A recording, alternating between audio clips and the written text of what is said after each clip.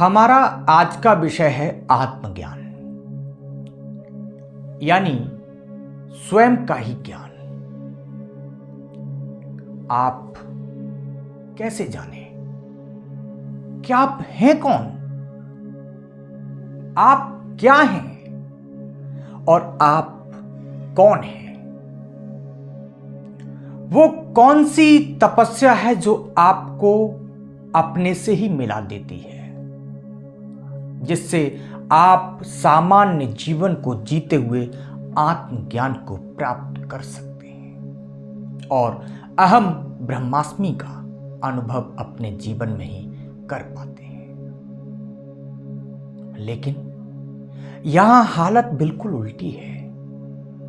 ठीक ऐसे जैसे एक अंधा आदमी अंधेरे और काली दीवारों वाले कमरे में से किसी काली चीज की तलाश कर रहा हो, जो कि वहां मौजूद ही नहीं है।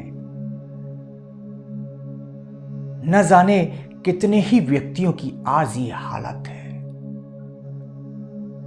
अधिकांश लोगों को पूछो कि आप क्या तलाश करना चाहते हैं, कहेगा कि मैं सत्य की तलाश में लगा हुआ हूं। कोई कहेगा कि मैं परमात्मा को पाने की कोशिश में लगा हुआ हूं। लेकिन हकीकत यह है कि न तो उन्हें सत्य का कुछ पता है और न परमात्मा का। इतना भी नहीं पता कि क्यों पाना है। कौन सा तुम्हारा काम रुक गया है जिसे आप सत्य की तलाश में जुट चुके हो, या कौन सा ऐसा काम रुका है जिसे परमात्मा की तलाश से पूरा होगा? मैंने पहले भी आप लोगों को अच्छे से समझाया कि सहज रहे बिना आप कुछ भी प्राप्त नहीं कर सकते हो जब तक आप सहज रहें। आपके प्रयास से ध्यान नहीं करता और आपकी कोशिशों से कुछ भी होने वाला नहीं है। केवल जीवन के समग्र स्वीकार से ही आपको वो सब कुछ मिल जाता है जो आप पाना चाहते हैं। वास्तव में आपकी चाहत ही रुकावट है और कुछ नहीं है। जितना जितना आप अपने आप को सरल करते जाएंगे आपके रास्ते साफ होते चले जाएंगे। कोई आत्मज्ञान को पाना चाहता है, किसी को मोक्ष चाहिए, किसी को अपनी कुंडलिनी शक्ति को जगाना है,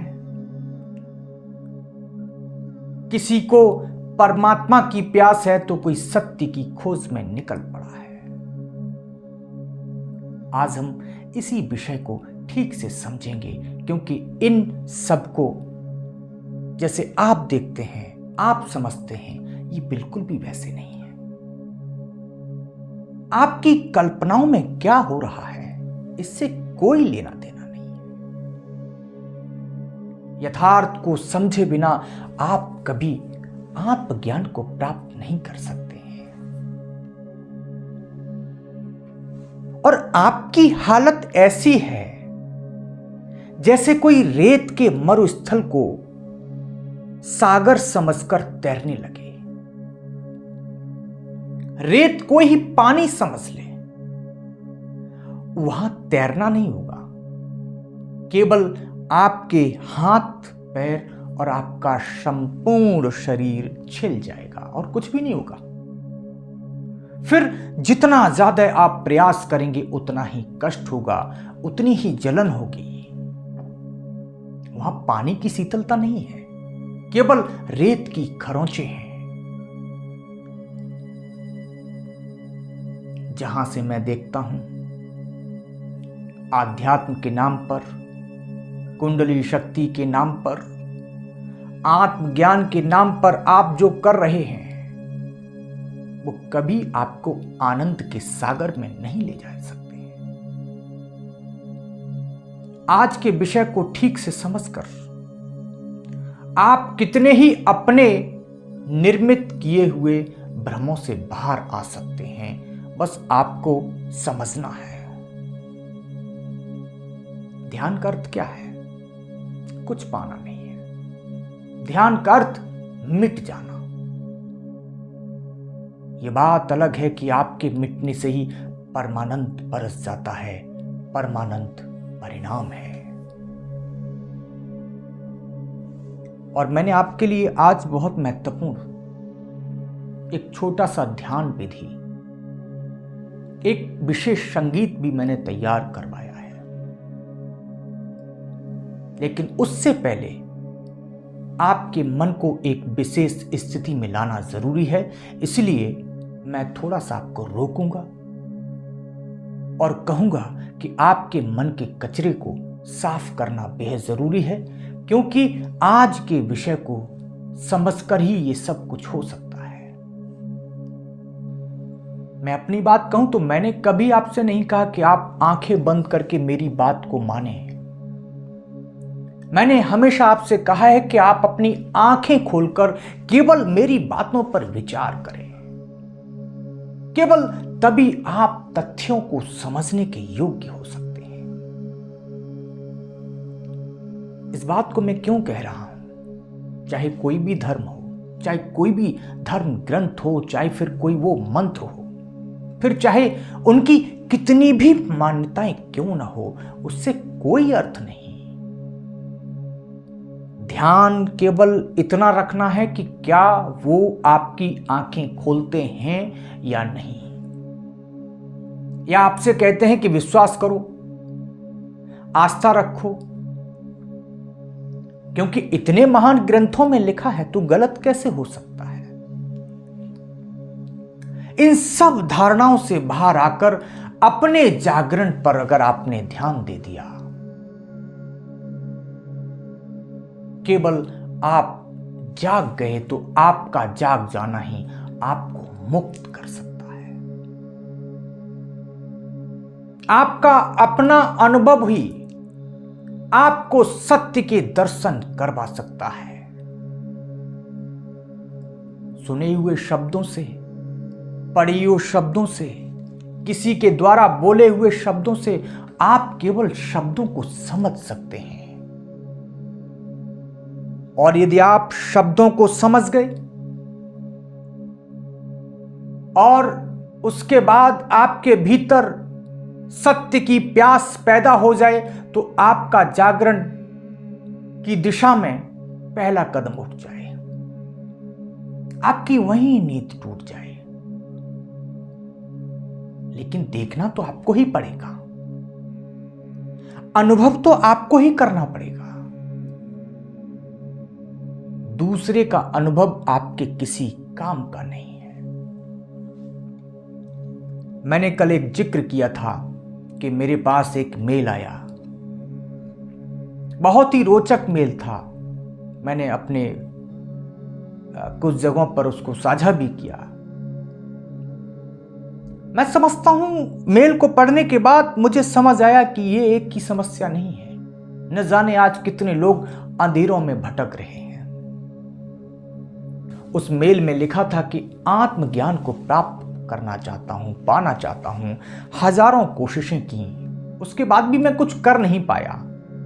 मुझे कुछ नहीं पता कि मैं कभी आत्मज्ञान को जान पाऊंगा या नहीं, लेकिन मेरा अब मन कर रहा है कि मैं आत्महत्या कर लूं, क्योंकि मैं जिसके लिए जी रहा था वो मुझे प्राप्त नहीं हो पाया।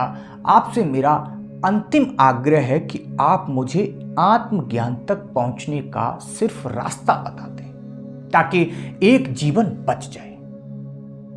उन्होंने आगे लिखा कि नहीं तो मैं ऐसा भ्रम का जीवन नहीं जीना चाहता, कृपया मुझे रास्ता बता दीजिए ताकि एक जीवन बच जाए। और आगे उन्होंने मेल में लिखा कि आशा है कि आप इसका जवाब देंगे। बात तो गंभीर थी और मैं उनसे कहूंगा कि मैं जरूर जवाब दूंगा, क्योंकि ये सिर्फ तुम्हारी समस्या नहीं है, ये लगभग मिलती जुलती हजारों बार मेरे सामने आ ही जाती हैं समस्याएं कि आज ये प्रॉब्लम हो गई। अभी कुछ दिन पहले किसी ने यही समस्या बिल्कुल कि अगर वो नहीं मिला तो मैं मर जाऊंगा। इस तरीके की समस्याएं मेरे पास आती हैं। अब आते हैं अपने जवाब पर। आप आत्मज्ञान को पाना चाहते हो। अरे कम से कम आत्मज्ञान के शाब्दिक अर्थ को ही समझ लिया होता।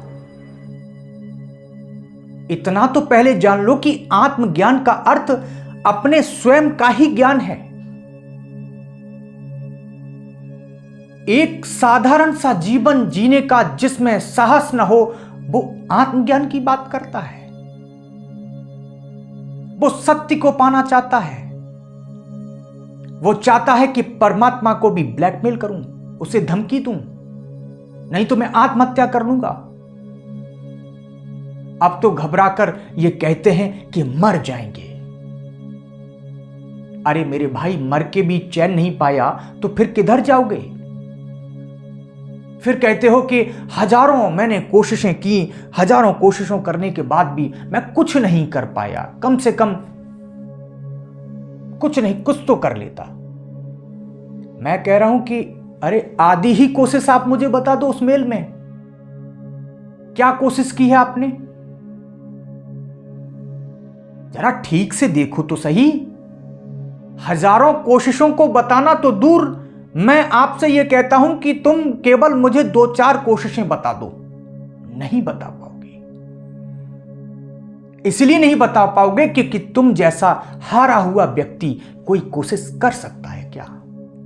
इस बात पर मुझे हंसी आती है। लिखा है वो मेल में कि मेरा मन करता है कि मैं आत्महत्या कर लूं। जीवन तुम्हारा है, तुम इसके मालिक हो। जब ये मैंने पढ़ा कि मन करता है, तो मैंने गूगल पर जाकर देखा तो मुझे जो प्राप्त हुआ कि संसार में हर रोज 1,59,000 और शायद 636 लोगों की मृत्यु होती है हर रोज। इस संसार को क्या फर्क पड़ता है? कोई फर्क नहीं पड़ता। तुम्हारे होने न होने से इस संसार को कोई फर्क नहीं पड़ता। इस प्रकृति को, इस सृष्टि को तुम्हारे मन से कुछ भी लेना देना नहीं है। वो अपने तरीके से काम करती है। ना तो उस पर तुम्हारी कोई धमकी काम आएगी और ना तुम्हारी कोई चमचागिरी भी काम आएगी, और ना तुम उसे किसी भी तरह से ब्लैकमेल नहीं कर सकते हो। और देखो तो अपने आप को, तुम अपने आप को जीवित कहते हो। तुम्हारे में जीवन का कोई लक्षण तो नहीं दिखाई दिया मुझे। मैं कहता हूं कि तुम अभी भी मरे हुए हो। जो वास्तव में जीवित होता है उसका संघर्ष कभी समाप्त ही नहीं होता।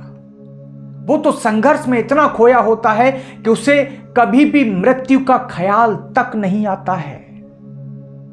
उसके लिए कहां है मृत्यु?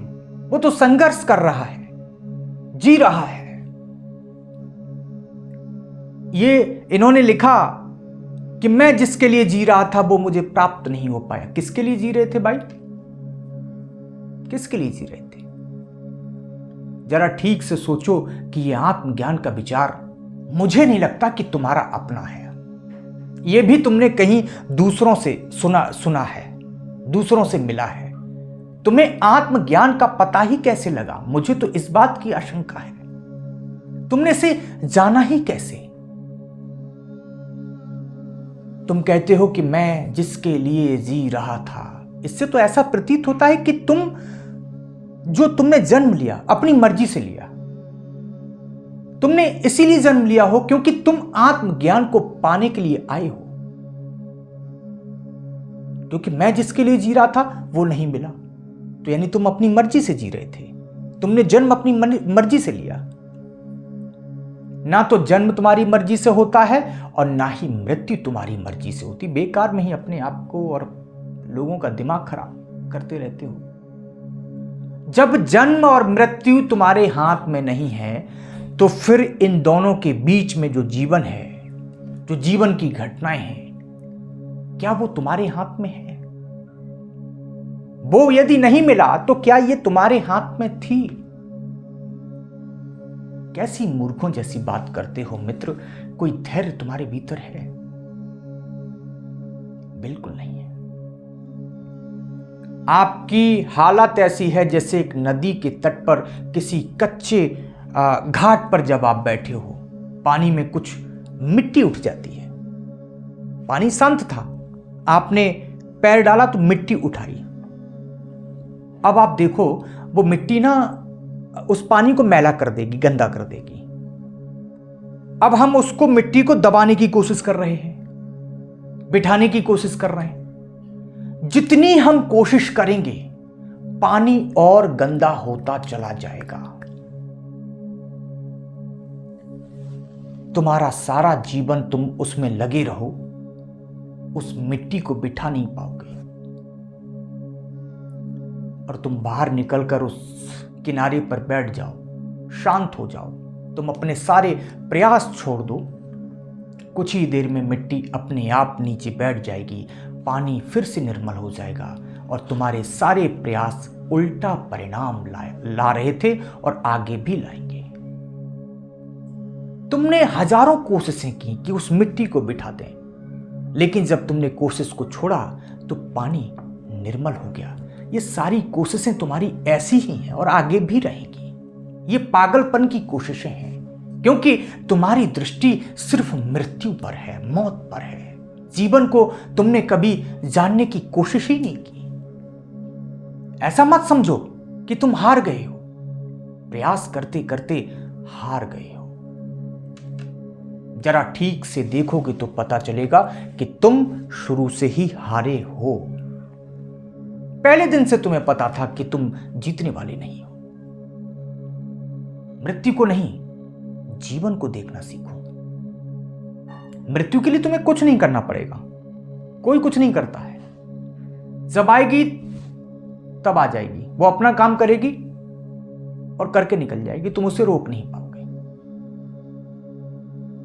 जब मृत्यु इतनी लॉयल है कि वो आएगी, अपना काम करेगी और निकल जाएगी, तो तुम अपना काम क्यों नहीं कर रहे हो? मृत्यु को अपना काम करने दो। एक छोटा सा उदाहरण आपके सामने रखता हूं। स्वामी विवेकानंद जी एक समुद्री जहाज पर सफर कर रहे थे। वो हर रोज वहां एक 90 वर्ष के बूढ़े व्यक्ति को चीनी भाषा सीखते हुए देखते कि एक व्यक्ति 90, जिसकी उम्र 90 साल है, वो चीनी भाषा सीख रहा है। स्वामी विवेकानंद जी सोच में पड़ जाते थे, क्योंकि चीनी भाषा का सामान्य ज्ञान लेने के लिए कम से कम 5 साल लगेंगे। बूढ़ा आदमी है 90 वर्ष का। अब मन में वो सोचते थे कि क्या ये 5 साल जी सकता है? जितनी लगन और मेहनत से वो हर रोज सीख रहा था, उसे देखकर तो ये लगता था कि वो चीनी भाषा का प्रकांड पंडित बनना चाहता है, और वैसा बनने के लिए कम से कम 15 वर्ष भी कम पड़ेंगे। हर रोज वो सोचते कि 5 साल और जिएगा, और अगर सीख भी गया मान लो, तो भाषा का इस्तेमाल कब करेगा? ये कैसी मूर्खता है। भला ये भी कोई उम्र सीखने की है?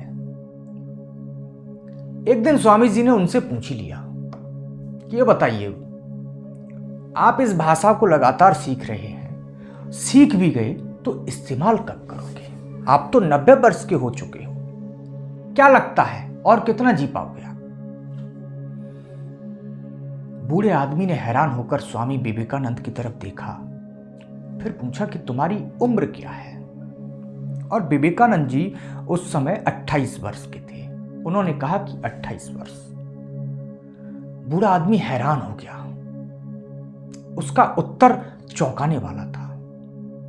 उसने कहा कि कितनी अजीब बात है कि मुझे 90 वर्ष की उम्र में कभी भी मृत्यु का ख्याल नहीं आता, और तुम 28 साल की उम्र में मृत्यु के बारे में सोच रहे हो। मुझे तो लगता है कि मैं अभी बच्चा हूं, क्योंकि मैं सीख रहा हूं। इससे ज्यादा मैं कुछ नहीं सोचता। मौत आती रहेगी, आए तो आती रहे, अपना काम करे, मुझे क्या, मैं अपना काम कर रहा हूं। फिर कौन कह सकता है कि कितना जिएंगे। जिस दिन हम पैदा हुए थे मौत हमारे सामने खड़ी थी। बहुत सारे बच्चे पैदा होते ही इस दुनिया को अलविदा कह जाते हैं। मेरा तो 90 वर्ष का अनुभव यही कहता है कि मैं अभी तक जीवित हूं। हैरानी इस बात की नहीं है कि हम क्यों मर जाते हैं, हैरानी इस बात की है कि हम हर रोज जीवित कैसे बच जाते हैं। आप जब इधर उधर देखेंगे तो पाएंगे कि हर रोज लाखों तरीके हैं मौत के आने के। कभी भी आ सकती है, कहीं भी आ सकती है। स्वामी विवेकानंद जी भी 39 साल की उम्र में उनका देहांत हो गया था। कहने का मतलब जीवन को आप किस प्रकार से देखते हैं ये आपकी समझ है। जिन भाई साहब ने ये जो मेल लिखा, उन्होंने लिखा कि आपसे मेरा अंतिम आग्रह है कि आप मुझे आत्मज्ञान तक पहुंचने का सिर्फ रास्ता बता दीजिए। रास्ता बता दीजिए? अरे भाई, और मैं क्या कर रहा हूं? रास्ता ही बता रहा हूं, सबको बता रहा हूं। और मैंने आपकी भाषा को पढ़कर आपका जब आकलन किया व्यक्तिगत तौर पर, मैं तो यही कहूंगा कि तुम्हें तो परमात्मा भी साक्षात आकर रास्ता बता दे तो भी कुछ नहीं हो सकता। क्योंकि जो तुम्हारे सामने है तुम उसे देखने में सक्षम नहीं हो और आत्मज्ञान की बात कर रहे हो। मैं तो हैरान था कि किस व्यक्ति ने आपके मन में यह बात, आत्मज्ञान का शब्द पकड़ा दिया कि लीजिए पकड़िए। आत्मज्ञान मान लो आपको मिल भी गया, क्या करोगे उसके बाद? फिर क्या होगा, क्या हो जाएगा? उसका तो कुछ नहीं पता है। तुमने कभी सोचा भी नहीं होगा इस बारे में कि हम जिस चीज के पीछे भाग रहे हैं मिल गया तो क्या होगा। बस बात समाप्त, क्या करना है। इसीलिए मैंने स्टार्टिंग में कहा था कि तुम ही वो अंधे व्यक्ति हो जो काली दीवारें अंधेरे में एक वस्तु को तलाश रहे हैं जो वहां है ही नहीं। आप सत्य को पाना चाहते हो, पहले जीवन के सत्य को देखने का साहस तो करो। पहले जीवन के संघर्ष के साथ दो चार होकर दिखाओ। नाजुक सी कलाई, नर्म एक छोटा सा हाथ, एक छोटा सा दिल, हंसता हुआ आपका चेहरा। सबसे पहले आप अपने आप को खोजो, बताओ कि मैं हूं। उसके बाद सत्य को खोजने चलो। आपने एक बात और कही थी कि मुझे रास्ता बता दीजिए ताकि एक जीवन को बचाया जा सके। किस जीवन की बात करते हैं आप? कहां है आपका जीवन? और मुझे बताइए कि इसको बचाकर क्या करोगे। पहले जीवन को जीवन बनाना सीखो। अभी आप जिस जीवन को जीवन कह रहे हो, मैं उसे एक डेड बॉडी कहता हूं। वो पहले से मरा हुआ है, अब और नहीं मर सकता। जब कोई आत्महत्या की बात कहता है तो मैं कहता हूं कितना कायर है। हजारों कोशिशें, हजारों कोशिशों तो छोड़ो। आप जब कहते हैं कि हजारों कोशिश की मैं सफल नहीं हो पाया, हजार कोशिश तो छोड़ो, एक तिनका भी हिलाने के योग्य नहीं हो। बस व्यर्थ में ही अपने आप को भ्रम में आपने डाल रखा है। आपकी भाषा ही इस बात का प्रमाण है कि आप में एक साधारण सा भी साहस नहीं है। सत्य को पाने के लिए, आत्मज्ञान को पाने के लिए दुस्साहस की जरूरत होती है। जीवन में कभी कभी हर व्यक्ति एक रास्ते से होकर गुजरता है, दुख दर्द के रास्तों से। लेकिन मैंने अभी कुछ दिन पहले शायद किसी कमेंट में कहा था कि जीवन तो संघर्ष है, और संघर्ष का एक खंडकाल होता है, कालखंड होता है या खंडकाल, और हर कालखंड का अंत होता है। समझ नहीं आता कि आप किस मरने वाली बात करते हो, कि मरना चाहते हो या फिर जीना चाहते हो। एक तरफ कहते हो कि मरने का मन कर रहा है, दूसरी तरफ कहते हो कि एक जीवन को बचाया जा सके। सबसे पहले आप ठीक से देख लो कि तुम क्या चाहते हो। पहले कोई एक निर्णय तो हो तुम्हारा। करीब करीब ऐसी ही हालत उन सब की है जो बिना ठीक से दिशा को समझे। अंधा आदमी तो किसी भी दिशा में भागने लगता है। आपका जीवन संघर्ष से भरा है, आपका जीवन सीधा नहीं है, हर जगह भटकन है। जीवन है जैसे कि आप किसी अंधेरी गुफा में फंस जाओ। अब तुम्हें उससे बाहर निकलने का रास्ता स्वयं बनाना होगा। जरा कल्पना कीजिए, कभी आप ऐसी परिस्थिति में घिर जाएं जहां आपको कोई रास्ता दिखाई न दे, तो आप क्या करेंगे? उस समय आप दो काम कर सकते हैं, एक बहुत आसान है और दूसरा बहुत कठिन है। या तो आप किसी जगह पर बैठ जाएं और रोने लगें और आत्महत्या करने की सोचने लगें। इसके लिए किसी भी प्रयास की जरूरत नहीं है। मूर्ख से मूर्ख व्यक्ति भी ऐसा कर लेगा, इसमें क्या संघर्ष है? तुम चाहो तो जीवन भर रोते रहो, कुछ भी होने वाला नहीं है। इतना निश्चित है कि रास्ता स्वयं चलकर तुम्हारे पास नहीं आने वाला। तुम रोते रहो और अपने जीवन को समाप्त कर लो। दूसरा तरीका है कि पूरे जोश से, पूरी शक्ति से रास्ते की तलाश करो, खोजो। अंधेरी गुफा है, मानते हैं इस बात को, लेकिन इस बात को भी खबर है कि कहीं ना कहीं रास्ता तो जरूर होगा, और ये जो खबर देने वाला है वो आपका ब्रेन है, आपकी शक्ति है। जब आप दिमाग का इस्तेमाल करोगे, जब आप पूरी शक्ति लगाते हो, तुम खोजते हो, संघर्ष करते हो, तो तुम्हें कभी रोने का ख्याल भी नहीं आ सकता। क्योंकि तुम्हारे पास कहां है समय रोने के लिए, कहां है समय आत्महत्या की बात को सोचने के लिए। तुम्हारी खोज की शक्ति तुम्हारे भीतर की ऊर्जा को खबर देती है। याद रहे, डूबने के लिए किसी कला की जरूरत नहीं होती है। 38 से नीचे कूद जाओ, किसी कला की जरूरत थोड़ी नहीं है। समुद्र के किनारे खड़े हैं, कूद गए, इसमें कौन सी कला है भाई? यदि आप पानी में कूद भी जाओ तो डूब जाओगे। लेकिन याद रहे, तैरने के लिए कला होनी चाहिए। तैरने के लिए आपको कला चाहिए, तैरने के लिए आपको साहस चाहिए। जब आप यहां तक आ गए हैं तो मैं कह सकता हूं, और मैं कहता हूं कि जिसे आप ध्यान समझते हैं वो ध्यान की परछाई भी नहीं है। आपके ध्यान से आप कुछ पाना चाहते हो, बस गलती यही है।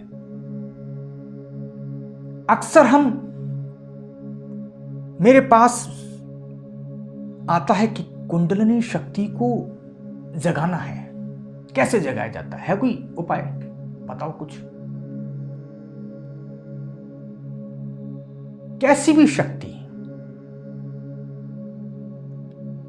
आप उन शक्ति से कुछ पाना चाहते हो। शक्ति आपकी वासनाओं को पूरा करेगी। आप शक्ति की अपेक्षा करते हैं। कितनी शक्ति चाहिए? क्या करेंगे आप उस शक्ति का? ये आपने कभी नहीं सोचा है। किसी भी शक्ति से केवल अहंकार पैदा होता है, और वो अहंकार अंत में आपको जला के रख देगा। धन, दौलत, पद, इसके अहंकार बहुत छोटे हैं, याद रहे। लेकिन आध्यात्मिक होने का अहंकार बहुत खतरनाक है। ये सबसे बड़ा धन है और सबसे बड़ा अहंकार। अगर कभी धन ना रहे तो व्यक्ति का मोरल डाउन हो सकता है। पद ना रहे तो व्यक्ति थोड़ा बहुत टूट जाएगा। लेकिन अहंकार तब अपने चरम सीमा पर होता है जब आपको आध्यात्मिक होने का अहंकार होता है। ये कभी खत्म नहीं होगा। ये तो सिर्फ आपको जला देगा। पहले जगाएगा और अहंकार आया तो आपको जला देगा।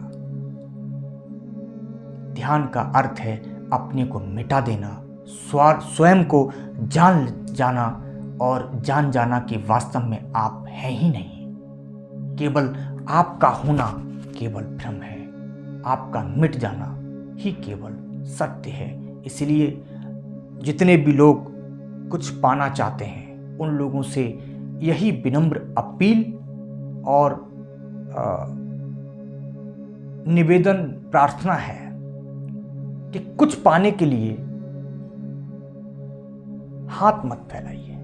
पहले अपने आप को जान लो।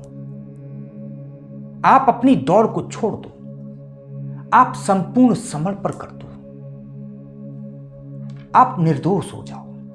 आप अपनी वासनाओं से मुक्त हो जाओ। जब आपकी कोई चाहत नहीं तो सब कुछ आपका है। जैसे आप समझते हो कि ये मकान मेरा है, ये जमीन मेरी है, ये धन दौलत, ये पद प्रतिष्ठा मेरे हैं। लेकिन हकीकत यह है कि आपका भ्रम है। ये भ्रम है, क्योंकि मृत्यु आएगी और सब कुछ आपसे छीन के चली जाएगी। आप कितने भी बड़े बलवान रहो, आप अपने शरीर के एक बाल को भी, एक छोटे अंश को भी अपने साथ लेकर नहीं जा सकते। और इसी का नाम आध्यात्म है। अब आपको ये देखना होगा और सीखना होगा। और जब आपका ये अनुभव बन जाएगा तो आप समझ जाएंगे कि यहां कुछ भी आपका नहीं है। आप केवल भौतिक वस्तुओं का उपयोग कर सकते हैं केवल तब तक जब तक आपका जीवन है। फिर इसके साथ दूसरी घटनाएं घटित होने लगती हैं। जब आप जान जाते हैं कि आपका यहां कुछ भी नहीं है, उसी क्षण यह भी आप जान जाते हैं कि सृष्टि में जो भी है, जो कुछ भी मौजूद है, वो सब कुछ आपका ही है। जो सब कुछ उस आपका है। छोटे छोटे जमीन के टुकड़ों का आप क्या करेंगे? 2 BHK 3 BHK के फ्लैट का आप क्या करेंगे? बंगलों का आप क्या करेंगे? ये संपूर्ण ब्रह्मांड आपका है। ये चांद, सितारे, सूर्य, आकाश, बहती हुई मस्त हवाएं, ये पर्वत, झरने, ये जंगल, ये आपके हैं। बस आप एक बार मिट जाओ, समझ जाओ। क्षुद्र को त्याग कर आप विराट को पा सकते हैं, याद रखें। जैसे कुएं के मेंढक को सागर मिल जाता है, उसी तरह आपको दोनों अनुभव एक साथ होने लगे। यही आध्यात्म है। एक तरफ सारी सृष्टि आपकी है तो दूसरी तरफ आपके शरीर का एक बाल भी आपका नहीं है। फिर आप कौन हैं? इसकी खोज शुरू होती है और कितने प्रमाण हो सकते हैं, यही तो आपको पता चलेगा कि ये जिस शरीर पर आप इतराते हैं, आपकी सुंदरता पर आप इतराते हैं, ये शरीर नहीं है और आप शरीर के अतिरिक्त कुछ और हैं, कुछ अलग हैं। आप अलग हैं, शरीर अलग है। आप शरीर नहीं है। शरीर तो तब भी रहेगा जब आप नहीं रहेंगे। फिर उस समय आप कहां होंगे? ध्यान इसी को जानने की कला है कि आप कौन हैं, आप क्या हैं, वास्तव में आप क्या हैं। ध्यान आपको किसी ईश्वर से नहीं, स्वयं आपको अपने आप से मिलाता है। लेकिन क्या आप सच में अपने आप को मिटा देना चाहते हैं? इस संसार में आप बहुत व्यक्तियों को जानते हैं, बाहर के संसार को आप अच्छे से जानते हैं कि कौन अच्छा है, कौन बुरा है, कौन बुरा है, क्या ठीक है, क्या गलत है। अगर आप कुछ नहीं जानते तो स्वयं आप हैं। लेकिन आप अपने को ही नहीं जानते। जैसे आपकी आंख है, आंख बाहर सब कुछ देख सकती है, पर आंख स्वयं को कभी नहीं देख पाती। सारा संसार दिखाई पड़ता है, लेकिन अपनी ही आंख खुद नहीं देख पाती। यदि अपनी आंख को देखना हो तो आईना चाहिए, और ध्यान ही एकमात्र वो आईना है जिसमें आप स्वयं को देख सकते हैं, स्वयं को जान सकते हैं। कभी सोचें कि अगर कोई आईना नहीं होता तो आपको अपने शरीर का भी कुछ नहीं पता चलता। आप नहीं जान सकते थे कि आप कैसे दिखाई देते हैं। कभी अपनी कल्पनाओं में अपने चेहरे को देखने की कोशिश करेंगे तो मुश्किल हो जाएगी। आत्मज्ञान के अर्थ हैं अपना ही ज्ञान। सत्य का भी यही अर्थ है। आप परमात्मा के दर्शन की बात करते हैं, पहले इतना तो आप पता लगा लो कि कौन है वो आपके भीतर जो दर्शन करना चाहता है। वो कौन है जो सत्य की खोज में निकला है। वो कौन है जो आत्मज्ञान को पाना चाहता है। यही तो वो उलझन है। जब तक ये स्पष्ट नहीं होता तब तक सब कुछ अधूरा है। अक्सर बहुत से लोग पूछते हैं ना, स्वयं को कैसे जाने, कैसे जाने। जानना स्वयं को है और पूछ मुझसे रहे। कितने आश्चर्य की बात है। कोई दूसरा तुम्हें कैसे बताएगा कि तुम जो हो स्वयं से कैसे मिल सकते हो। जितना जितना आप दूसरों से पूछने जाते हैं उतना ही स्वयं से दूर होते जाते हैं। एक छोटी सी बात को समझो बड़े ध्यान से। अगर आपको किसी दूसरे व्यक्ति को जानना हो तो आप क्या करोगे?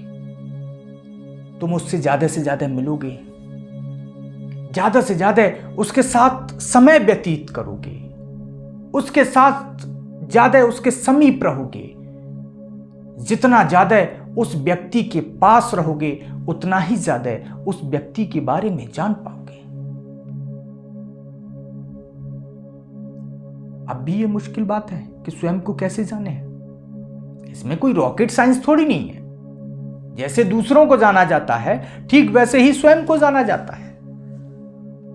कभी ख्याल करना, क्या कभी आप अपने अकेले में रहते हैं? जब आप, क्या आपके जीवन में कुछ पल ऐसे हैं जो आप अपने स्वयं के साथ आपने गुजारे हो? गहराई से सोचेंगे तो समझ आएगा इस बात को कि आपकी सारी कोशिश होती है अपने से दूर भागने की, सारी कोशिश, क्योंकि आप अकेले हैं। फिर भी आप अपने से भाग रहे हैं। आपके सारे प्रयास होते हैं कि खुद को कैसे भूलें।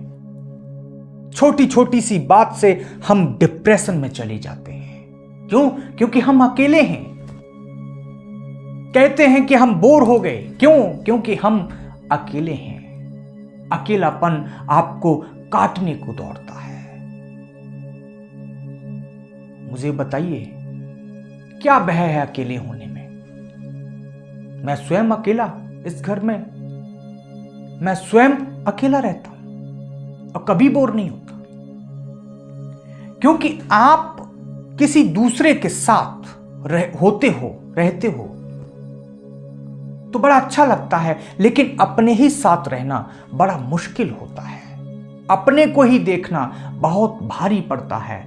आप दूसरे को प्रेम कर सकते हो, लेकिन आपके लिए अपने से ही प्रेम करना, स्वयं से प्रेम करना असंभव बन जाता है। अच्छा बताओ, शराब आदमी क्यों पीता है? इसलिए पीता है कि वो अपने आप को भूलने की चेष्टा करता है।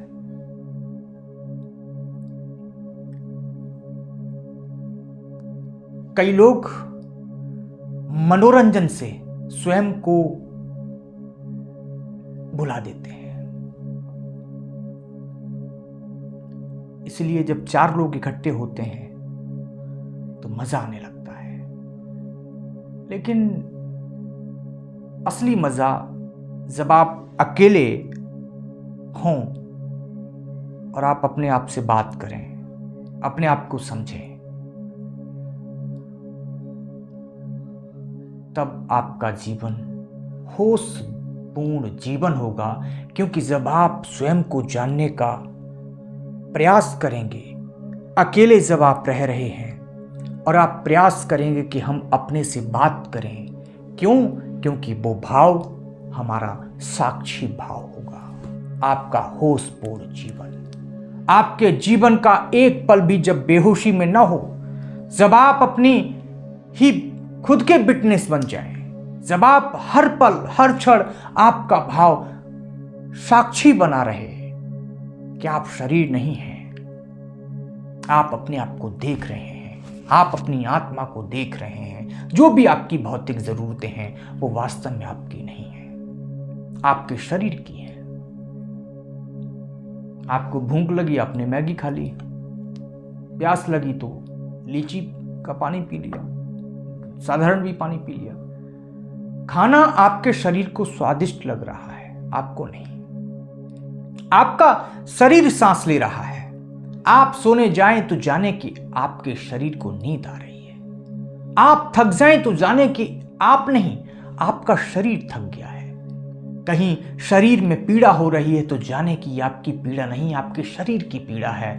आप हर क्षण अपने शरीर को अलग अलग देखने का साहस करें। हालांकि मैं यहाँ एक बात कह देना चाहता हूँ, ये आसान नहीं है, ये सबसे कठिन है और यही एकमात्र तपस्या है। इसके अतिरिक्त मैं समझ सकता हूं और मैं समझता हूं कि इसके अतिरिक्त कोई तपस्या नहीं है।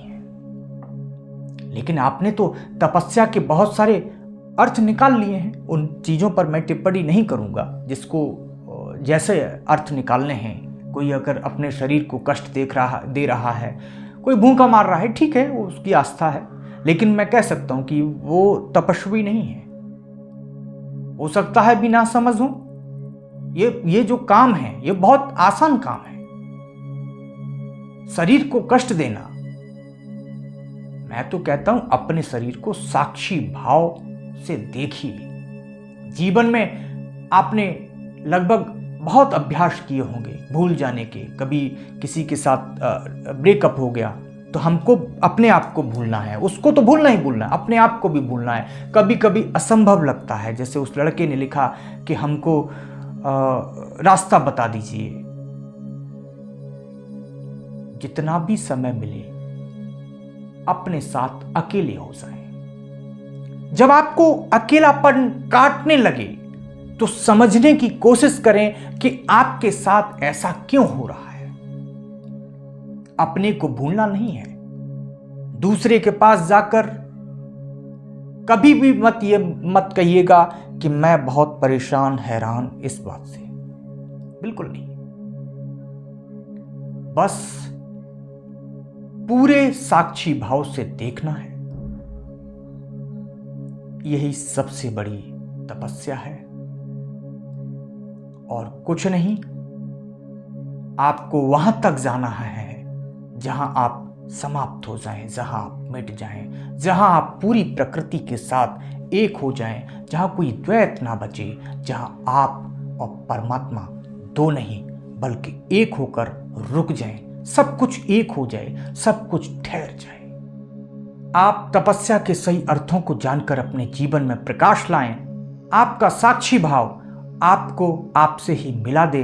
आप स्वयं को जान जाएं। आप देख पाएं कि आप शरीर से बिल्कुल अलग हैं, आप शरीर नहीं हैं। ऐसे ऐसे लाखों शरीर आपको मिले हैं और विदा हुए हैं। शरीर के मोह से छूटकर, शरीर के भ्रम से मुक्त होकर आप अपने आप को पहचाने और जान जाएं कि आप ही पूरी सृष्टि हैं, आप ही परमात्मा हैं, आप ही सत्य हैं।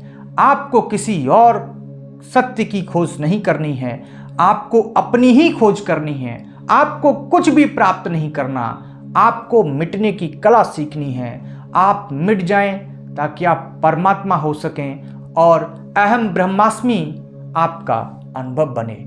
इसी मंगल कामना के साथ मैं आपसे आज विदा लेता हूं। नमस्कार, धन्यवाद।